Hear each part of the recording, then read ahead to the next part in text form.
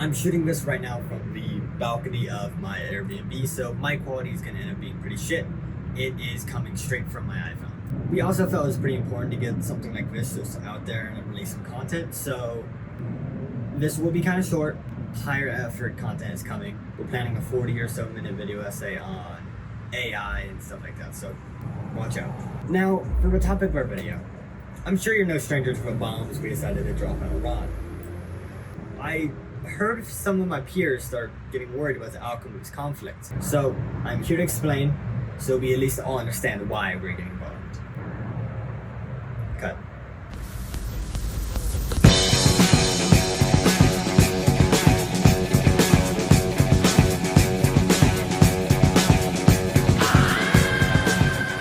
So why did we strike for Iran? Well, there are a few reasons. One such reason is the potential for Iran to develop nuclear weapons. However, the Iranian nuclear program has been brought into question many times, many of which by Israeli Prime Minister Benjamin Netanyahu. But the fact that the program has been questioned doesn't mean we shouldn't be concerned. I mean, according to Netanyahu, within 3 to 5 years we can assume Iran will be autonomous in its ability to develop and produce a nuclear bomb. Okay, wait, that was said in 1992. Okay. More recently, he told Congress that Iraq must be invaded, as Iraq and Iran were racing to obtain nukes. Okay, that was in 2002. Surely something's more recent. Here he says by next spring and next summer, they will have finished the medium enrichment and moved on to the final stage. He said that in 2012. Come on then, do they have nukes or not? Okay, here is a real recent statement from a few weeks ago, which he claimed, if not stopped, Iran could produce a nuclear weapon in a very short time. Coincidentally, this is what sparked the recent attacks. Cut. Stop, actually don't cut. We listened. Because, I mean, the fourth time has to be the charm, right? Surely, there must be some merits behind his statement this time. I mean, when has a world leader ever lied to us? Yet another piece of information stands against the Israeli Prime Minister. Our own Director of National Intelligence, Tulsi Gabbard, testified in March that Iran was not building nukes, and in fact, weren't even planning on it. The press asked President Trump, what intelligence do you have that Iran is building a nuke? Your intelligence community has said that they have no evidence that they are at this point. And he responded, well, then my intelligence community is wrong. Who in the intelligence community said that? Who said that? Oh, sorry, cut. For all of Israel's history, America has been a close ally.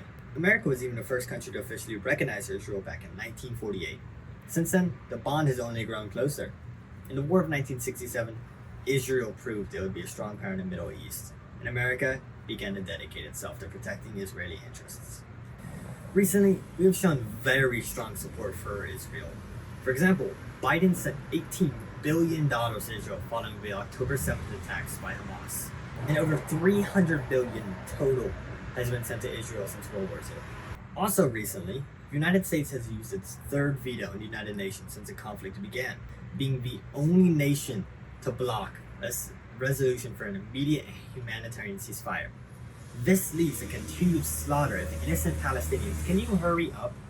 See, I hate traffic, man. Why am I doing this in a city? This leads to continued slaughter of innocent Palestinian people by the IDF. And we just have to ask, why?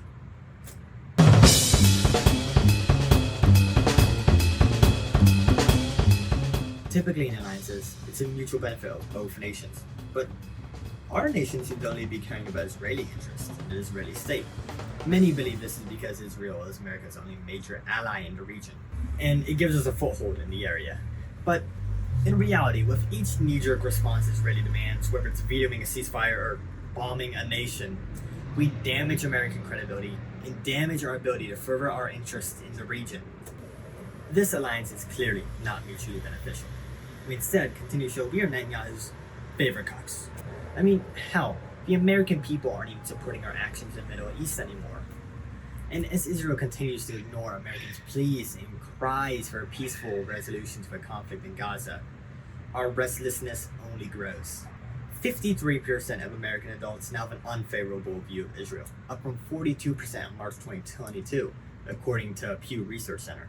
And 55% now support the creation of a Palestinian state, including 76% of Democrats and 53% of independents, that data being from Gallup. Instead of following the people's voice, the Trump administration instead focused deportations on quote-unquote Hamas supporters, which in reality are just people supporting Palestine. And instead of following the people's voice, the Trump administration has focused their deportations on Hamas supporters, which in reality are just people supporting Palestine. With this strike on Iran, Trump has, that is a big truck. With this strike on Iran, Trump has sent shockwaves through his base of MAGA supporters who support him for his isolationist ideas, which this attack wasn't very isolationist, was it? Hell, even famous Trump supporter Tucker Carlson grilled Ted Cruz on national media, stating, "You don't know anything about Iran," after Ted said he didn't know Iran's population or ethnic composition. Others were angry too, besides Carlson. Former senior advisor Steve Bannon, Representative Marjorie Taylor Greene, and even Charlie Kirk were against the attack. They quoted past forever wars, such as the war in Iraq or Afghanistan, stating that military action should not have been taken. Hopefully now you can see the wide impacts of our attacks in the Middle East. Originally, this video was going to be about 40 minutes long, so after cutting it all down, it is lacking in a lot of detail. As always, do your own research, especially about the conflict in Gaza.